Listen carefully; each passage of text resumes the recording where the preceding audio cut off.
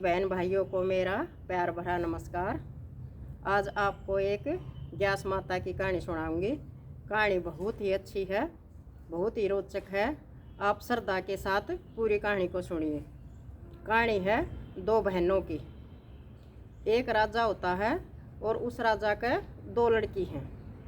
जो छोटे वाली लड़की है वो ग्यास माता का व्रत करती है और वो बहुत ही श्रद्धा से ग्यास माता को मानती है। ग्यास माता की उस पर पूरी कृपा बरसती है। और जो वो बड़ी लड़की है वो छोटी बहन से नफरत करती है। छोटी बहन को घर वाले भी, बाहर वाले भी, रिश्तेदार भी सभी छोटी लड़की की बहुत सराहना करे हैं। तो बड़ी बहन इससे बहुत ज़्यादा चढ़ा है इस बात से कि सब इसी की सराहना करते हैं।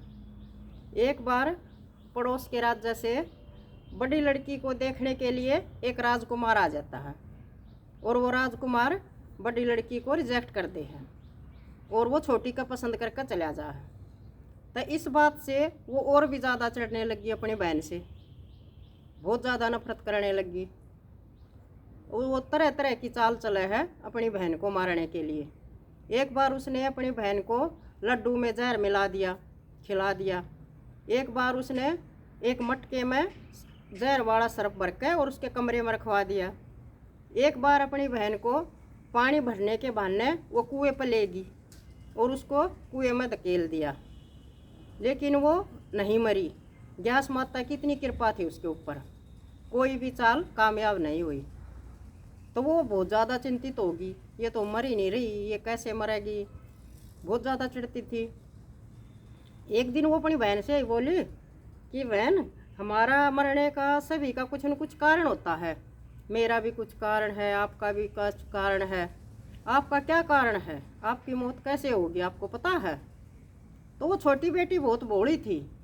उसने उसको बता दिया कि जो मेरा पालतू तोता है ना, जो इसके गले में हार है, इस हार में मेरी जान बस है।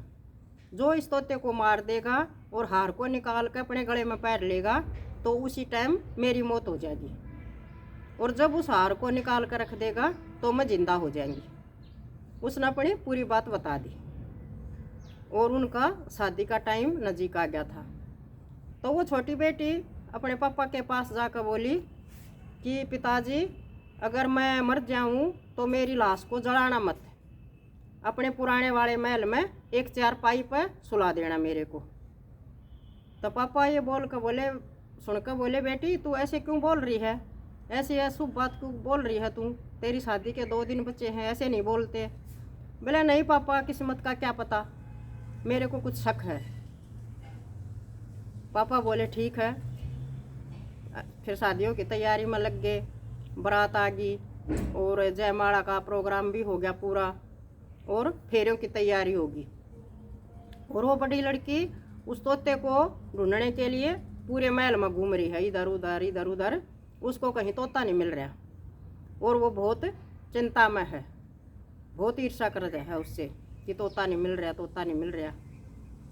उधर फेरे होने लग गए और छोटी बेटी के 3.5 फेरे हो गए। जब उस बड़ी लड़की को वो तोता मिल जाए है तो वो बहुत खुश हो है। तोता मिलने के बाद वह उस तोते को मार दे है और उसका हार काट के और अपने गले में पैर ले है। तो 3.5 फेरे हुए थे, वहीं वो छोटी लड़की मूर्छित हो जा है। तो सभी आसपास के घर के बारात सभी देख कर बहुत चिंतित हो गए, ये क्या हो गया, ये क्या हो गया, कैसे हो गया। तो सब यही चर्चा कर रहे थे और फिर वो उसको मार दे है और वो मूर्छित हो जा है। सब यही चर्चा कर रहे हैं। फिर उसने, राजा जी ने अपने पड़ोस से वैद्यों को बुलाया। वैद्यों ने बहुत दवा की, बहुत इलाज किया, लेकिन उस पर कोई असर नहीं हो रहा था। वैद्य भी बोले राजा जी से कि राजा जी, हमने तो पहली बार ऐसा केस देखा है, नहीं तो ये जिंदा है और नहीं ये मुर्दा है। तो राजा जी ने वैद्य से कहा कि आप बाहर जाकर ये नहीं कहोगे, बाहर जाकर कहना है कि मूर्छित है, थोड़ी देर में ठीक हो जाएगी। अगर आप ऐसा नहीं कहोगे तो मैं तुमको फांसी तोड़वा दूंगा, राजा ने बोला। तब वैद्य ने ऐसे ही बाहर आकर कह दिया कि मूर्छित है, थोड़ी सी देर में ठीक हो जाएगी। राजा जी के ऐसे कहने से उन्होंने बोल दिया। और उधर फिर बड़ी बेटी आओ अपने पापा के पास और पापा से कह रही है कि पापा मेरे को तो बहुत चिंता हो रही है अपनी छोटी बहन की। ये छोटी बहन के साथ क्या हो गया, उसकी तो शादी भी अधूरी रहेगी। पापा जी मैंने तो आपके लिए भी बहुत चिंता हो रही है कि अगर बारात वापस जाएगी तो आपकी बहुत बदनामी होगी। आप ऐसा करो कि छोटी दीदी के कपड़े मेरे को पहरा के और राजकुमार से मेरे फेरे दिलवा दो। तब पापा को ये बात समझ में आ गई। उनने छोटी लड़की के कपड़े उससे पहरा कर और उसके 3.5 फेरे राजकुमार से दिलवा दिए। राजकुमार खुश नहीं था, मना कर रहा था बिल्कुल फेरे लेने से, लेकिन समझाने बुझाने से उसने 3.5 फेरे उसके साथ ले लिए। और फिर वो बड़ी राजकुमारी को लेकर अपने घर चले गए। तो उसने बड़ी राजकुमारी को अपनाया नहीं उसके हाथ से पानी पीता था, नहीं खाना खाता था, नहीं उससे बात करता था। उसने बिल्कुल नहीं अपनाया उसको। फिर एक दिन राजकुमार घोड़े पर सवार होकर और कहीं जा रहे थे बाहर, और घोड़ा बीच में रुक जा है। घोड़ा बिल्कुल आगे नहीं चल रहा। राजकुमार ने बहुत कोशिश करी घोड़े को चलाने की, पर घोड़ा आगे नहीं चला। तो राजकुमार ने उतर कर इधर उधर देखा कि ऐसा यहाँ क्या है। फिर राजकुमार ने एक महल सा दिखा पुराना सा, और वहाँ एक चौकीदार था। उस चौकीदार से पूछा कि ये महल किसका है। तो चौकीदार ने बताया कि ये राजा जी का महल है। फिर उसने एक चारपाई पर किसी को लेटे देखा और चौकीदार से बोले ये कौन सो रहा है यहाँ। तो चौकीदार ने बताया कि ये राजा जी की छोटी बेटी है जो शादी के समय मूर्छित हो गई थी। तो राजकुमार ने सोचा कि ये तो मेरे ही ससुरे का महल है और ये मेरी ही पत्नी है। तो वो आगे बढ़ता चला गया और चौकीदार से कहा कि आप ये बात किसी को नहीं बताओगे कि मैं यहाँ आता हूँ, और मैं इसके बदले तेरे को बहुत सारा धन दूंगा।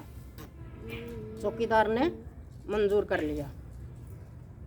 तो एक दिन फिर वो वहीं रहा पूरा दिन, और उस खाट के चौकर देकर उसने 3.5 फेरे ले लिए, अपने 7 फेरे पूरे कर लिए। फिर वो रात को ठीक हो जा है, नॉर्मल हो जा है, बिल्कुल जिंदा हो जा हवा। और वो अपने पति को देख कर बस बेटे, वो अपने पति को देख कर रोने लग जा है कि वो उससे पूछता है ये क्या हुआ, कैसे हुआ। तो उसने अपनी सारी बात बताई अपने पति को। तो वो भी ये बात सुनकर और सहम गया है कि एक बहन ऐसे कैसा कर सकती है। उसने बताया कि हाँ ऐसे ही हुआ है, जब वो हार को निकाल कर रख दे है तो मैं ठीक हो जाऊँ, और जब वो पहन ले है तो मैं मूर्छित हो जाऊँ। वो पूरे दिन उसको पैरे रखती है। तो राजा जी ये राजकुमार वहीं रहने लग गए दिन रात, वहाँ अपने महल में जाते ही नहीं। और रानी उस दौरान गर्भवती हो जा है, छोटी राजकुमारी। और बड़ी राजकुमारी बहुत चिंता में रहने लगी कि राजकुमार तो पता नहीं कहाँ रहने लग गए, ना दिन मारते ना रात मारते, पता नहीं कहाँ जा रहे हैं। तो उसने अपने दास दासियों से कहा कि राजकुमार का पता लगाओ, आजकल राजकुमार कहाँ रहने लग गए। तो दास दासियों ने बहुत पता लगाया, लेकिन कुछ भी पता नहीं लगा। और एक दिन छोटी राजकुमारी अपने पति से कहने लगी कि मेरा जो भी बच्चा है गर्भ में, ये मैं चाहती हूँ कि ये मेरा बच्चा रात को ही पैदा हो। दिन को पैदा होगा तो कैसे पैदा कर पाऊँगी इसको, दिन में तो मैं मूर्छित रहती हूँ। राजकुमार बोले कोई नहीं, सब ठीक होगा। तो एक दिन राजकुमार किसी काम के लिए शहर से बाहर चले जा हैं महल से, और उस टाइम उसको बच्चा पैदा होने का टाइम आ गया। उसके 9 महीने पूरे हो गए और उसको प्रसव पीड़ शुरू होगी। तो उसने अपनी ग्यास माता को याद किया और ग्यास माता उसी टाइम वहाँ आ गई और उसके बच्चे को पैदा करवा दिया ग्यास माता ने। उसका लड़का हो गया। उसी टाइम राजकुमार भी आ जा हैं, वो भी ग्यास माता को देखकर बहुत खुश हो हैं। और ग्यास माता कह कर जा उनको कि आप 5 साल तक यहीं रहना। तो वो वहीं रहे 5 साल तक। एक दिन फिर राजकुमार देख लिया वहाँ से किसी ने निकलते, बड़ी रानी के दास दासी ने निकलते हुए देख लिया और रानी को जाकर बताया कि राजकुमार तो वहाँ से निकले हैं आपके पुराने महल से। तो उसने एक दिन वहाँ अपने दास दासी को भेजकर, राजकुमार तो फिर किसी काम से बाहर चले गए, और उसने उस बच्चे को उठवा लिया बड़ी राजकुमारी ने, और अपने घर ले जाकर उसके 2 टुकड़े कर दिए। एक टुकड़ा तो चाकी के नीचे रख दिया और एक टुकड़ा अपनी चारपाई के नीचे रख लिया। तो फिर उधर राजकुमार आया, अपने बच्चे को ना देखकर वो बहुत चिंतित होया, और रानी भी रात को जब ठीक होगी उसने हार निकाल दिया तो वो भी बहुत परेशान हुई, हमारा लड़का कहाँ गया, हमारा लड़का कहाँ गया। तो उसने गैस माता को याद किया फिर, और गैस माता प्रकट होगी और उनको कहेगी कि आप चिंता मत करो, सब ठीक होगा, तुम्हारा पुत्र तुम्हारे पास आ जाएगा। तो गैस माता एक भिखारण का रूप धारण करके बड़ी लड़की के पास चली गई और उससे बोली कि भिक्षा घाल लो। तो रानी ने अपनी दासियों को भिक्षा डालने के लिए भेज दिया, लेकिन गैस माता ने मना कर दिया कि मैं तुम्हारे से भिक्षा नहीं लूँगी, अपनी रानी को ही भेजो। तो फिर रानी भिक्षा देने आवा है, जब गैस माता बिल्ली का रूप धारण करके अरमहल में चली जा है, और जो उस लड़के के 2 टुकड़े हो रहे थे उन दोनों को जोड़ दे है और वो लड़का जीवित हो जा है, और गैस माता उसको लेकर और उसकी मम्मी पापा के पास आ जा है और लड़के को उनको सौंप दे है। तो वे दोनों पति पत्नी बहुत खुश हो जा है। एक दिन राजकुमार अपने छोटे बेटे को राजकुमार को लेकर और महल में चला गया और बड़ी रानी से कहने लग गया कि ये मेरा दूर का, ना बेटे रुक जा, ये मेरा दूर का रिश्तेदार है, मैं इसका मामा लगता हूँ, अगर तू इसका ध्यान रखेगी तो मैं शायद तेरे को अपना लूँ, तू सच्चे मन से इस लड़के का ध्यान रखिए। तो वो रानी को यह बात कुछ समझ में आ गई, वो थोड़ी खुश होगी, उसका बहुत ध्यान रखने लगी बेटे का, उस बेटे का, उसको अच्छे से नहलाती धुलाती खिलाती पिलाती, अच्छा ध्यान रखती थी उसका। तो एक दिन बड़े राजकुमार ने छोटे राजकुमार से कहा कि आप अपनी मामी से ये हार मांग लो। तो छोटे राजकुमार ने कहा, मामी मामी ये हार मुझको दे दो।